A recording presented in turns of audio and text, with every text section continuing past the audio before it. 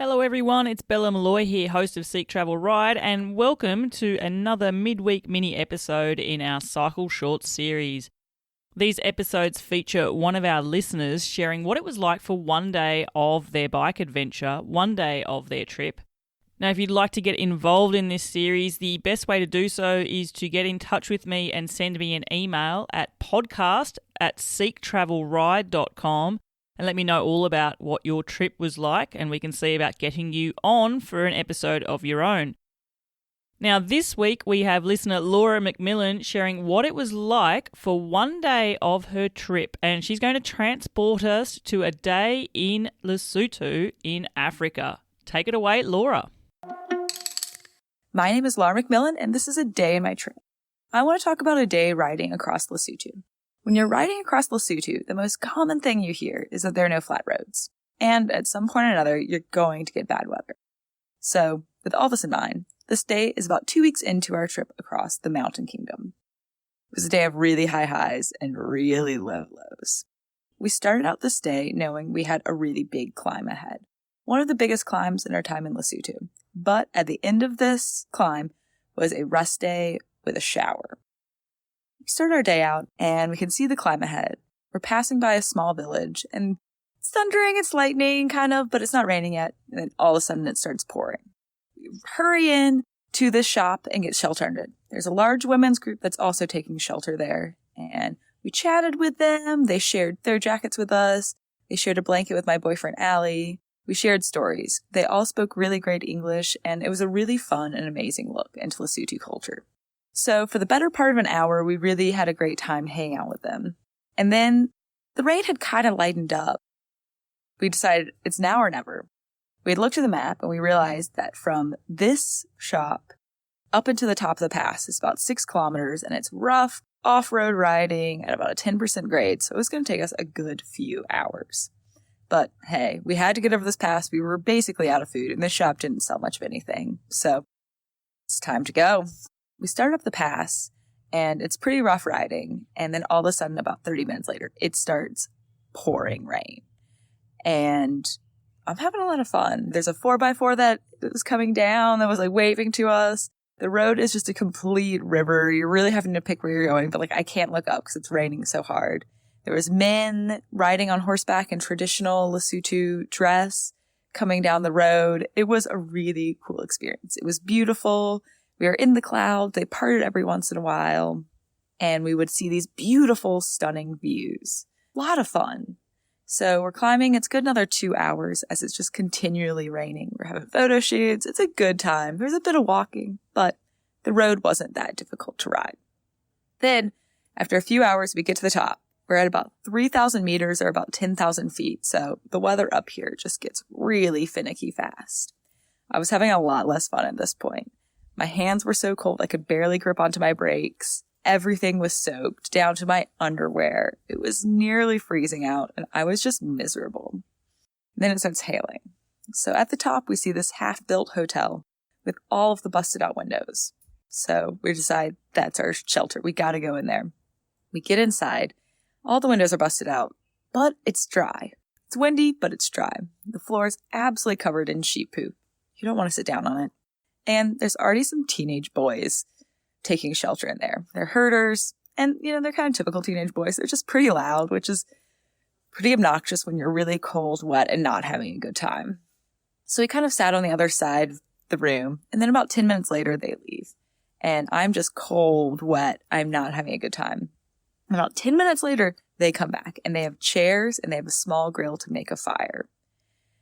We warmed up, we dried off, we were using the sheep poop from the floor to fuel this little fire. And just the kindness was unmatched. They didn't expect anything in return, but we had half a bag of oatmeal and we gave it to them. We were so thankful for how kind they were. We shared a lot of laughs. It was a very good time. So we get back on the bikes. I'm still a bit wet because, it takes a long time to dry everything. But we're just really grateful that we warmed up and the weather has changed a bit. Still raining a bit. We have a really long descent down to this town. And in Lesotho, nothing's flat. So we were going down, we were going back up. There was a lot of climbing. Finally, After another 4 or so hours, we finally managed to get to this town with a hotel. It's only 5:30 or so at night, but it's already dark and the temperature is going down really fast, so it's almost below freezing. We're looking around for a shop.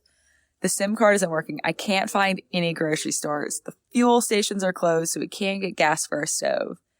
I'm just like, I just need some food. So we finally find a grocery store. And lo and behold, it is a proper Asian grocery store. I'm talking mochi, fancy ramen, fancy vegetables and fruits, and I am so excited.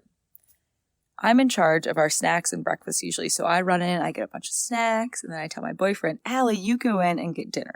So he goes in, gets dinner, and we're just hoping we can eat food at the hotel because we can't find any fuel for our stove. So we get the food. The grocery store closes while Allie's in there. It's all right. We have the food. Now time to go find a hotel. SIM card isn't working, but after a while, we finally find one. And we go in there. The lights are on. And the first thing I say is, I'm just so excited to see y'all. I'm so excited you're open. I'm going to cry if you don't have a room available. And that might have been my curse. They look, and they're just looking at the computer for a long time. They say, we don't have a room available. And I'm just like, I don't know what to do. So they say, but I think we have somewhere you can stay. Like, okay, great. Whatever, we'll pay. I don't even care. Just, I want somewhere to stay. It's really cold out. I'm wet. I just want a shower and a bed. So they say, follow us in the car. It's across town. It's not a very big town, but remember, no road in Lesotho is flat. So we're going down hills, up this big hill, and I'm so tired and cold and hungry. Finally, we get to this place, and it looks really nice. Like, it's brand new. And they're like, we're opening this hotel soon, but it's not ready yet. There's no hot water. There's no Wi-Fi. Whatever. It's fine. I wanted a shower, but it's fine. No restaurant.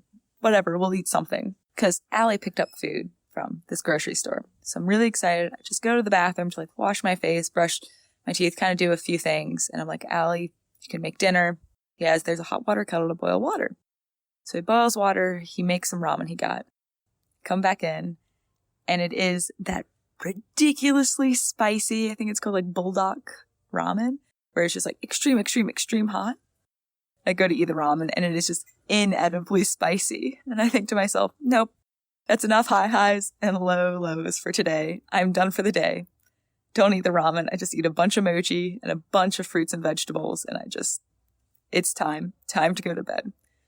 The next day, we got a real hotel, real showers and all that. But it was a really incredible day of kindness from strangers. That was amazing. And also just everything that can go wrong and that is difficult about bike touring. Just the unknown, the weather, everything. But it was an amazing day. Thank you so much, Laura, for sharing that day. One word for you. Wow, it seemed to have everything. And like you said, that emotional roller coaster of ups and downs, figuratively and literally there with the mountainous terrain that you were encountering as well.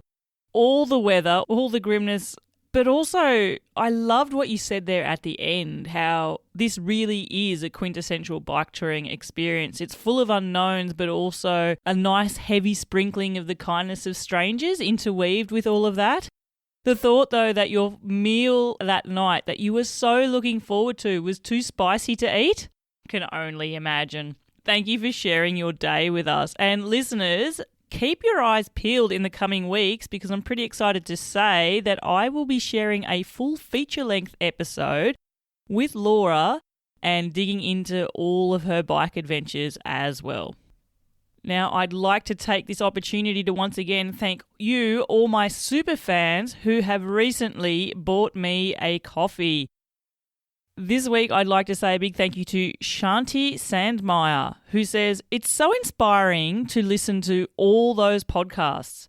My partner and I are currently planning to go on a 9-month cycling trip through South America from January to September 2025.